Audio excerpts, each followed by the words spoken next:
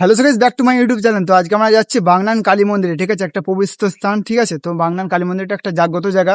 তো আজকে যাচ্ছি, বেশিক্ষণ হয়তো থাকতে পারবো না, যতটা পারবো আপনাদেরকে দেখানোর চেষ্টা করবো। তো ফুল ভিডিওটা সঙ্গে থাকো, দেখতে থাকো। এখন আমরা রাস্তাতে যাচ্ছি, তো ভিউটা অনুভব করতে থাকো। চুপি চুপি চুপি হঠাৎ ছোঁয়াতে মেলে ঝরে তোমাকে পাওয়াতে চলো না প্লিজ বলো না।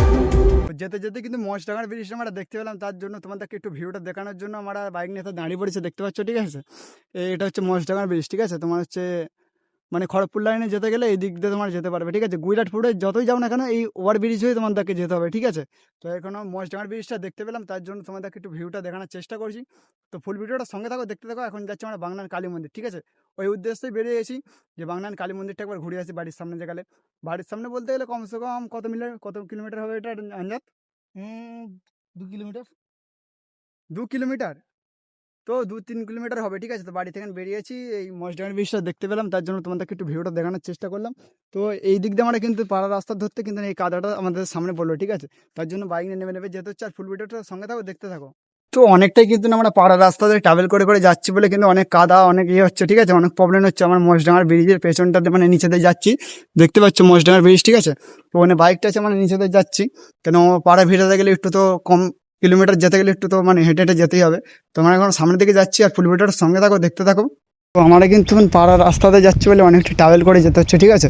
তো এটা মহেশডাঙ্গার ব্রিজ, এরপরে তোমার হচ্ছে বাগনান কালী মন্দির পড়বে, ঠিক আছে। তার জন্য অনেকটাই ট্রাভেল করে যেতে হচ্ছে, ঠিক আছে। এখানে কাদা ফাদা আছে, তার জন্য বাইকটা আগে পাঠিয়ে দিয়েছি সিঙ্গেল, ঠিক আছে। তারপরে আমরা মানে বাইকে যেবারে উঁচুটায় উঠবো, ওই যে জায়গাটা দেখতে পাচ্ছি এখানে একটা বাঁধ আছে, ঠিক আছে। তো অনেকটা কিন্তু ট্রাভেল করে করে যেতে হচ্ছে, হাঁপিয়ে যাচ্ছি সত্যি।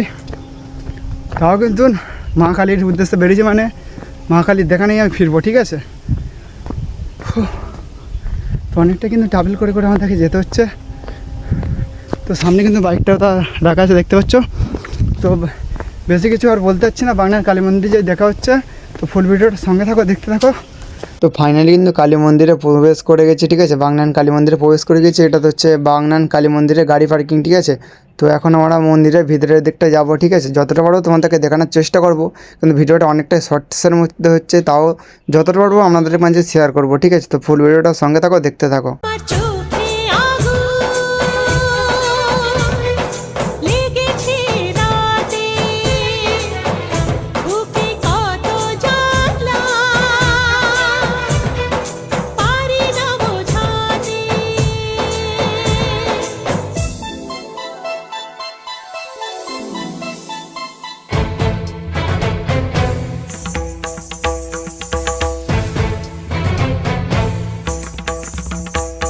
তো কিন্তু কালী মন্দিরটা আপনাদেরকে আমি যতটা পারলাম দেখালাম, ঠিক আছে। তো এই ভিডিওটা বেশিটা লং হয়নি, কিন্তু যতটা পারিছি তোমাদেরকে দেখানোর চেষ্টা করেছি। আর এখানের লোকেশনটা আমি ডেসক্রিপশন বক্সে দিয়ে রাখবো।